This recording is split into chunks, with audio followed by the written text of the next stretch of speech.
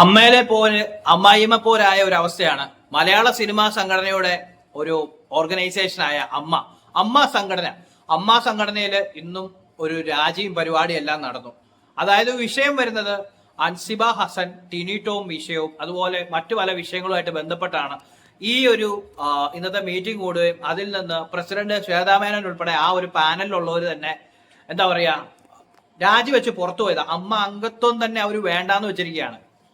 അമ്മ എന്ന് പറയുന്ന സംഘടനയിൽ നടന്നത് അമ്മായിയമ്മ പോരാണ് എന്ന് പറഞ്ഞാൽ എനിക്കത് അങ്ങനെ പറയാൻ പറ്റുള്ളൂ. കാരണം സ്ത്രീകള് നേതൃത്വ നിരയിലേക്ക് എത്തുകയും, അതായത് സ്ത്രീകൾ നേതൃത്വ നിരയിലേക്ക് എത്തണം എന്നുള്ള ഒരു ഇതുണ്ട്. സ്ത്രീ ശാക്തീകരണത്തിന്റെ ഭാഗമായിട്ട് സ്ത്രീകൾ മുകളിലേക്ക് വരണം എന്നുള്ള ഒരു ആശയമുണ്ട്. ശരിയാണ്, സ്ത്രീകൾ ഒരുപോലെ വരണം, അതായത് തുല്യനീതി സ്ത്രീകൾക്ക് കിട്ടണം. ആ ഒരു ഇതില് അമ്മ എന്ന് പറയുന്ന സിനിമാ സംഘടനയിൽ, അതായത് ഇത്രയും വലിയ മലയാളത്തിലെ പ്രമുഖരായ വലിയ സൂപ്പർ താരങ്ങൾ അടങ്ങുന്ന സംഘടനയുടെ തലപ്പത്തേക്ക് ശ്വേതാമേനോൻ, കുക്കു പരമേശ്വർ, അങ്ങനെ കുറെ ആൾക്കാരെല്ലാം കൂടെ നേതൃത്വ സ്ഥാനത്ത് എത്തുകയും പിന്നീട് അവിടെ നടന്ന സംഭവങ്ങളുമായിട്ട് ബന്ധപ്പെട്ടാണ് ഇന്നത്തെ മീറ്റിങ്ങും രാജിയും ഒക്കെ നടന്നത്. ഇതിന്റെ അകത്ത് തന്നെ സ്ത്രീകളായിട്ടുള്ള മെമ്പേഴ്സ് തന്നെ പറയുന്നു സ്ത്രീകൾ കയറിക്കഴിഞ്ഞാൽ ശരിയാകത്തില്ല എന്നുള്ളത്. പെണ്ണ് കയറിയതിന്റെ പ്രശ്നമാണെന്നുള്ള രീതിയാണ് സ്ത്രീ മെമ്പേഴ്സ് തന്നെ പറയുന്നത്. ഇത് ശരിക്കും സ്ത്രീകൾ അങ്ങോട്ടും ഇങ്ങോട്ടും പോരടിച്ചാൽ എങ്ങനെയാ? അതിന്റെ ഇടയ്ക്ക് പുരുഷന്മാരും വിഷയമാണ്, ടിനി ടോമിന്റെ വിഷയമാണ് ഇവിടെ പ്രശ്നമായത്. അപ്പൊ എന്തായാലും ഇതുമായിട്ട് ബന്ധപ്പെട്ട്, അതായത് ടിനി ടോം അൻസിബേനെ ആക്ഷേപിച്ചു എന്ന തരത്തിലുള്ള പ്രശ്നങ്ങളാണ് ഈ മീറ്റിംഗുമായിട്ട് ബന്ധപ്പെട്ട് നടന്നത്. അപ്പൊ എന്തായാലും അതിനെക്കുറിച്ചൊന്നും ഞാൻ പറയുന്നില്ല, കാരണം വാർത്തകളിൽ കൂടെ എല്ലാവരും അറിഞ്ഞാണ്. ഇന്നിപ്പോ ജഗദീഷ് ഇപ്പൊ ശ്വേതയെ കുറിച്ച് പറഞ്ഞ ഒരു പോയിന്റ് ഉണ്ട്, അത് നമുക്കൊന്ന് കേട്ടു നോക്കാം. ശ്വേത നേതൃത്വത്തിൽ ഇരുന്ന് ചെയ്യാൻ കഴിയുമായിരുന്ന ചില കാര്യങ്ങൾ പ്രോപ്പറായി ചെയ്തില്ല. അംഗങ്ങളെ കറക്റ്റ് സമയത്ത് ശാസിച്ചിരുന്നെങ്കിൽ, അവർക്കെതിരെ നടപടി എടുത്തിരുന്നെങ്കിൽ ഇങ്ങനെ പരസ്പരം വിഴുപ്പലക്കുന്ന ഒരു സാഹചര്യം ഒഴിവാക്കാമായിരുന്നു എന്നാണ് പല അംഗങ്ങളും സൂചിപ്പിച്ചത്. കേട്ടല്ലോ, അതായത് ഇത്രേ ഉള്ളൂ സംഭവം. ശ്വേതാമേനോൻ നേതൃനിരയിലേക്ക് വന്നതിന് ശേഷം അവരുടെ ഭാഗത്തു നിന്ന് കൃത്യമായിട്ടുള്ള ഇടപെടലുകൾ, പ്രശ്ന പരിഹാരത്തിന് കൃത്യമായിട്ടുള്ള ഒരു ഇടപെടൽ ഉണ്ടാകാത്തതിന്റെ ബാക്കി പരിണിത ഫലമായിട്ടാണ് ഇന്നത്തെ മീറ്റിംഗിലെ പൊട്ടിത്തെറിയും രാജിവെപ്പും ഒക്കെ നടന്നതെന്നാണ് പറയുന്നത്. അവിടെ നടന്ന മീറ്റിംഗിന്റെ വീഡിയോസും കാര്യങ്ങളും എല്ലാം കണ്ടായിരുന്നു. അതിന്റെ അകത്ത് ഏകപക്ഷീയമായിട്ട് പറയുന്നില്ല എങ്കിലും ഒരു ഭൂരിപക്ഷം ആൾക്കാരും ഇന്നത്തെ ആ നിന്നിരുന്ന പാനലിനെയാണ്, അതായത് ആ ശ്വേതാമേനോൻ ഉൾപ്പെടുന്ന ആ ഒരു പാനലിനെയാണ് കുറ്റപ്പെടുത്തുന്നത്. കാരണം അവരുടെ ഭാഗത്തുനിന്ന് കൃത്യമായിട്ടുള്ള ഒരു ഇടപെടൽ ഉണ്ടായിട്ടില്ല. അതുകൊണ്ടാണ് ഈ പ്രശ്നം, അതായത് ഒരു വീട്ടിലെ പ്രശ്നം വീടിനകത്ത് തീരുന്നതിന് പകരം നാട്ടുകാർ മുഴുവൻ അറിഞ്ഞ് ആകെ മൊത്തം കുളമായത്. അതായത് ഈ സെലിബ്രിറ്റി ഇഷ്യൂസ് എന്നൊക്കെ പറയുമ്പോൾ നമ്മളെന്നല്ല, പൊതുവായിട്ട് നമ്മുടെ നാട്ടിലുള്ളവർക്ക് ആഘോഷിക്കാൻ ഒരു ഇതുണ്ട്. അതായത് എന്നാ പറയുന്നത്, ഇവര് എന്താ പറയാ, നമ്മളെയൊക്കെ കലാരംഗത്തൂടെ സിനിമയിൽ കൂടെ നമ്മളെ എന്റർടൈൻ ചെയ്യിക്കാൻ വേണ്ടി നടക്കുന്ന ആളുകളാണ്. പക്ഷെ ഇവരെ കുറിച്ചുള്ള വളരെ മിഥ്യാധാരണ, അത് വളരെ മോശമായിട്ടൊക്കെ കണ്ണി കാണുന്ന ആൾക്കാരുണ്ട്, അല്ലാത്തവരുണ്ട്, പല അഭിപ്രായക്കാരുണ്ട്. പക്ഷെ ഏകപക്ഷീയമായിട്ടും അല്ലാതെയൊക്കെ പലരും ഒന്നും അറിയത്തില്ലെങ്കിലും കയറി കുറ്റം പറയും. എന്തായാലും ഇന്നത്തെ മീറ്റിങ്ങിന് ശേഷം ശ്വേതാമേനോൻ ഒക്കെ ഇറങ്ങിപ്പോയി. അതിനുശേഷം ലക്ഷ്മിപ്രിയനെ കുറിച്ച് ഒന്ന് രണ്ട് പേര് പറയുന്നത് നമുക്ക് ജസ്റ്റ് ഒന്ന് കേട്ടു നോക്കാം.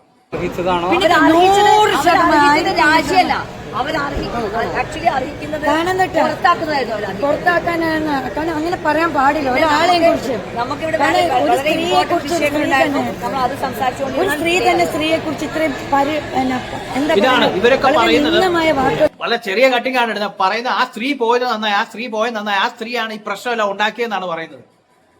അതായത് ഒരു വലിയ സംഘടനയിൽ ഇത്രയും വലിയ പ്രശ്നങ്ങൾ ഉണ്ടാക്കാനായിട്ട് തരത്തിലുള്ള ഒരു വലിയ അതായത് ഇതൊക്കെ അകത്ത് തീർക്കേണ്ട കാര്യങ്ങളാണ്. സത്യം പറഞ്ഞാൽ പെണ്ണുങ്ങൾ തമ്മിൽ അങ്ങോട്ടും ഇങ്ങോട്ടും പോരടിക്കുന്നതിന്റെ ഒരു ഭാഗമാണിത്.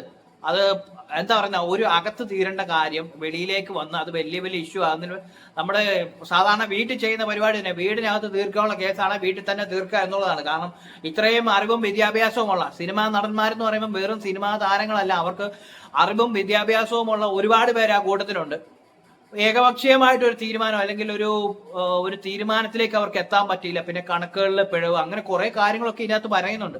അപ്പൊ അങ്ങനെ എന്തായാലും ആ ഒരു പാനലിലുള്ളവരെല്ലാം പോയിട്ട് ഇന്നിപ്പോ ഒരു അഡ്ഹോക്ക് കമ്മിറ്റി രൂപീകരിച്ച് അതിലെ തലപ്പത്ത് രമേശ് പിഷാരടി, അതുപോലെ തന്നെ KB ഗണേഷ് കുമാർ, അങ്ങനെ കുറെ പേര്, സാധിക്കുണ്ടെന്ന് തോന്നുന്നു, അങ്ങനെ കുറച്ച് പേര് ഇതിന്റെ നേതൃരംഗത്തേക്ക് വന്നിട്ടുണ്ട്. 4 മാസത്തോളം അവരാണ് ഇനി നയിക്കുന്നത്, അതായത് ഈ പടം നയിക്കുന്നത് 4 മാസത്തിന് ശേഷം അവർ കണ്ടിന്യൂ ചെയ്യുന്നുള്ള രീതിയിലൊക്കെയാണ് പറയുന്നത്.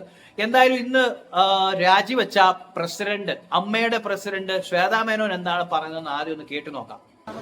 ഞാനും എൻ്റെ കമ്മിറ്റിയും റിസൈൻ ചെയ്തിട്ടുണ്ട്. ഞാൻ പേഴ്സണലി ശ്വേതാ മേനോൻ എന്ന അമ്മ എന്ന മെമ്പർഷിപ്പ് ഞാൻ ഇവിടെ റിസൈൻ ചെയ്യാണ്. I have come out of AMMA organisation. AMMA organisation പണ്ട് കുറച്ച് സ്ത്രീകൾ പറഞ്ഞ പോലെ ഇന്ന് എനിക്കും തോന്നി കുറ്റാരോപിതരായ ആൾക്കാരുടെ കയ്യിൽ വീണ്ടും പോകാൻ വേണ്ടിയുള്ള ഒരു ശ്രമമാണ്. അതൊരു എജൻഡയായിരുന്നു. നമ്മളുടെ രജിസ്ട്രേഷൻ ഈ ഭാഗത്തായിരുന്നു. പക്ഷെ മിക്ക ആൾക്കാരും വലിച്ചിട്ട് അങ്ങോട്ട് കൊണ്ടുപോയിട്ട് അവിശ്വാസം പ്രമേയം സൈൻ ചെയ്യിപ്പിച്ചു. നമ്മൾക്ക് ഒന്നും പറയാതെ നമ്മളോട് ഒരു ആദ്യമേ ഒരു എന്താ പറയുക എജൻഡ വെച്ചിട്ട് നമ്മളെ പുറത്താക്കാൻ നോക്കി. അപ്പോൾ എനിക്കൊരു വ്യക്തിത്വമുണ്ട്. എനിക്ക് പറയാനുള്ള കാര്യം ഞാൻ തുറന്നു പറയും. യെസ്, നമ്മളുടെ സമിതിയിൽ ഒരു ട്രഷറർ ഒരു എബ്സ്കോണ്ടർ ആയിരുന്നു. He Rann away on 1st of May.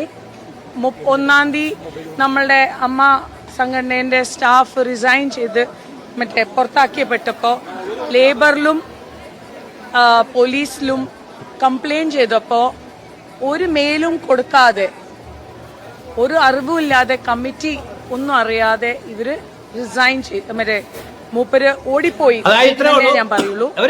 ഇവര് രാജിവെക്കുമ്പോൾ അവര് പറയുന്നതെന്ന് വെച്ചാൽ, അതായത് തെറ്റ് ചെയ്തവരും അല്ലെങ്കിൽ കുറ്റാരോപിതരായിട്ടുള്ളവരെല്ലാം ഒരു സംഘമായി സംഘടിതമായിട്ട് അവരെല്ലാം മിടുക്കന്മാരും അല്ലാത്തവരും എന്താ പറയുന്നത്, ഈ ശ്വേതാ മേനോനൊക്കെ പറഞ്ഞ ശ്വേതാ മേനോനൊക്കെ ഒറ്റപ്പെടുത്തി ആ പറച്ചിലിനകത്ത് മനസ്സിലാകാൻ ഒറ്റപ്പെടുത്തി മറ്റവരെല്ലാം കുറ്റാരോപിതരോ അല്ലെങ്കിൽ അങ്ങനെയുള്ളവരെല്ലാം ഒത്തുചേർന്നു എന്നുള്ള രീതിയിലാണ് പറയുന്നത്.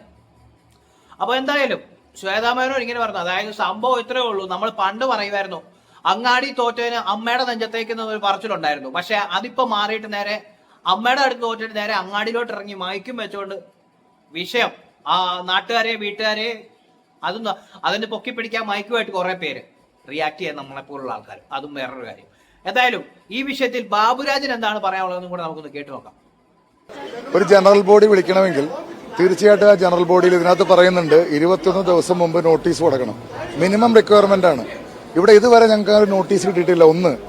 2, ഇന്നിവിടെ പാസ്സാക്കാൻ നിന്ന കണക്കുകൾക്ക് ട്രഷറർ റേറ്റില്ല, കണക്കുകൾ ശരിയല്ല. അതുപോലെ തന്നെ റിപ്പോർട്ട് പാസ്സായില്ല. അവർ പല പ്രാവശ്യം കെഞ്ചി ചോദിച്ചിട്ടും ഒരംഗം പോലും, ആദ്യം ഒരു 10 പേര് കൈവക്കി, പിന്നീട് ഒരംഗം പോലും കൈവക്കിയില്ല. അപ്പോൾ നിങ്ങൾക്ക് ഊഹിക്കാവുന്നുള്ളൂ എന്താണ് ഇവർ ചെയ്തു വെച്ചിരിക്കുന്നത്. ഇത്രയും നാൾ ഇവർ ലേഡീസ് കാർഡ് ഇറക്കി കളിക്കായിരുന്നു. എന്തെങ്കിലും പറഞ്ഞാൽ ഉടനെ തന്നെ സ്ത്രീകളാണ് ഞങ്ങൾക്ക് അങ്ങനെ അത് പക്ഷേ അത് ഇവിടെ തന്നെ പൊളിച്ചടക്കിയിട്ടുണ്ട്. ആ അൻസിബ എന്ന് പറഞ്ഞ കുട്ടി ലാസ്റ്റ് കയറി പറഞ്ഞ് എല്ലാവർക്കും കണ്ണ് നിറയുന്ന പോലെയാണ് ആ കുട്ടിയുടെ കാര്യങ്ങൾ പറഞ്ഞു. അപ്പോൾ ഇത്രയും സ്ത്രീകൾക്ക് തന്നെ ഇത്രയധികം ഉപദ്രവം നടത്തിക്കൊണ്ടിരുന്ന ഈ ഒരു കമ്മിറ്റി അവർ തന്നെ രാജിവെച്ചു പോവുകയാണ് ഉണ്ടായത്. അതെ, ആ ട്രഷറർ പറഞ്ഞു ഞാൻ ഇതിനകത്ത് ഉത്തരവാദിത്തേക്കില്ല. അതുപോലെ തന്നെ ചാർട്ടേഡ് അക്കൗണ്ടന്റ്മാർ കൈയൊഴിഞ്ഞു, വക്കീലന്മാർ കൈയൊഴിഞ്ഞു. അങ്ങനെ ഒരു കാര്യവും ചെയ്യാതെ 100 പ്രാവശ്യം ഞങ്ങൾക്ക് ഒരു പ്രാവശ്യം 15 ദിവസം കൂടി എന്താ, 25 ദിവസം കൂടി 45 ദിവസം കൂടി എന്താന്ന് പറയുമ്പോൾ എങ്ങനെയാ അത് മുന്നോട്ട് പോവാ? കാരണം ഇത് കുറെ അല്ലല്ല അതെല്ലാം എന്റെ കമ്മിറ്റി എന്ന് പറയല്ല. ഞാൻ ഒരു അഡ്ഹോക് കമ്മിറ്റിയുടെ ഒരു ഭാഗം മാത്രമായിരുന്നു. എനിക്കൊരു കമ്മിറ്റി ഉണ്ടായിട്ടില്ല. സിദ്ദീഖ് രാജിവെച്ച് പോയ കമ്മിറ്റിയിൽ അഡ്ഹോക് കമ്മിറ്റിയുടെ ചുമതല കുറെ ഉണ്ട് അവര് പറയുന്ന കാര്യങ്ങൾ. പക്ഷെ അതിലേക്കൊന്നും പോകുന്നില്ല.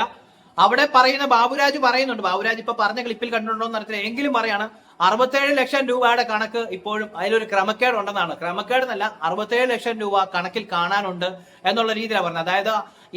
അതായത് ശ്വേതാ മേനോന്റെ ആ ഒരു പാനല് അല്ലെങ്കിൽ അവര് നേതൃനിരയിലേക്ക് വന്നതിന് ശേഷം നടത്തിയ പ്രോഗ്രാമിന്റെ അല്ലെങ്കിൽ ഇതുവരെയുള്ള വരവ് ചെലവ് കണക്കുകളിനകത്ത് ഒരു 67 ലക്ഷം രൂപ മിസ്സിംഗ് ആണെന്ന് പറയുന്നുണ്ട്. അപ്പം അങ്ങനെയുള്ള ഒരു ആരോപണം വരുന്നുണ്ട്. പിന്നെ മാത്രമല്ല, ഇതുപോലെ തന്നെ ബാബുരാജിനെതിരെ നേരത്തെ ശ്വേതാ മേനോൻ ഒരു എന്താ പറയുന്നത് ഒരു വിഷയം ഉന്നയിച്ചിട്ടുണ്ടായിരുന്നു. അപ്പോൾ എന്തായാലും ഈ പറയുന്നത് പോലെ നമ്മുടെ ഈ പറയുന്ന പോലെ അമ്മ സംഘടനയിൽ നിന്നും അങ്ങാടിയിലേക്ക് ഇനി ആരുടെയൊക്കെ വെളിപ്പെടുത്തലുകൾ വരും എന്നുള്ളത് അറിയത്തില്ല. നേരത്തെ ഇതിന്റെ അകത്ത് ഒരു ട്രഷറർ ഉണ്ടായിരുന്നു, പുള്ളി വാലും പറിച്ച് ഓടിയെന്നൊക്കെയാണ് പറയുന്നത്. അത് ഉണ്ണി ശിവപാലിനെ കുറിച്ചാണ് പറഞ്ഞിരിക്കുന്നത്. അപ്പൊ എന്തായാലും ഇനി ഓരോരുത്തരായിട്ട് ഇതുപോലെ ഒറ്റയ്ക്ക് ഒരു സെൽഫി ക്യാമറയൊക്കെ ആയിട്ടിരുന്ന് വന്നിട്ട് ഹലോ ഇതാണ് ഇവിടുത്തെ പ്രശ്നം, അങ്ങനെ മൊത്തം കലവിലെ പ്രശ്നമായിരിക്കും. അമ്മ എന്ന് പറയുന്ന സംഘടനയുടെ തലപ്പത്തിരിക്കുന്നവരും അല്ലാത്തവരുമായിട്ടുള്ള മുതിർന്ന താരങ്ങൾ ഉൾപ്പെടെ എല്ലാവരും വിദ്യാഭ്യാസവും വിവരവും ഉള്ളവരാണ്. ഒന്നുകിൽ വിദ്യാഭ്യാസവും വിവരവും കൂടിപ്പോയെന്നെ, അല്ലെങ്കിൽ ഈഗോ. എന്തായാലും ഈഗോ ക്ലാഷുകളാണ് ഇത്രയും പ്രശ്നങ്ങൾ വെളിയിലേക്കാക്കിയത്. അയൽക്കൂട്ടം അല്ലെങ്കിൽ അതുപോലെയുള്ള പല സംഘടനകളുടെ ഇടയിൽ നടക്കുന്ന കൊച്ചു കൊച്ചാടികൾ അവിടെ ഉള്ളിൽ തന്നെ അവർ തീർക്കാറുണ്ട്. ഈ അയൽക്കൂട്ടം പോലുള്ള സ്ഥലങ്ങളിൽ ചിലപ്പോൾ പറ്റാത്തപ്പം വെളിയിൽ പോകാറുണ്ട്. പക്ഷെ എങ്കിലും പരമാവധി അങ്ങോട്ടും ഇങ്ങോട്ടും ഉള്ളതൊക്കെ അകത്ത് തീർക്കും. ഇത് പക്ഷേ ഇത്രയും വലിയ സംഘടനയിൽ ഇത്രയും വിദ്യാഭ്യാസവും വിവരവും ഉള്ള നടന്മാരും നടിമാരും എല്ലാവരും ഉള്ള ഈ സംഘടനയിൽ സംഗതി എന്താ പറയുന്നത്, വിദ്യാഭ്യാസവും വിവരവും എല്ലാം കൂടി ഈഗോയും കൂടെ കൂടി അപ്പോൾ എല്ലാം കൂടെ പൊട്ടി വെളിയിലേക്ക് വന്നതാണ്. സംഭവം ഒരു സമവായത്തിലൊക്കെ എത്തിയിട്ടുണ്ടെന്നൊക്കെയാണ് പറയപ്പെടുന്നത്. എങ്കിലും ഇനി ഇതിന്റെ ബാക്കി എന്തൊക്കെയോ പറയാനുണ്ടെന്ന് ശ്വേതാ മേനോൻ പറയുന്നു. അതിന്റെ പുറകെ ഇപ്പൊ ഓരോരുത്തർ പറയുമ്പോൾ ഒരാൾ പറയുമ്പോൾ അടുത്ത ആൾ മിണ്ടായിരിക്കത്തില്ല. അങ്ങനെ പറഞ്ഞും തല്ലിയും കോട്ടി ഇതൊക്കെ എവിടം വരെ പോകുമെന്നുള്ളത് അറിയത്തില്ല. നമുക്ക് നോക്കാം.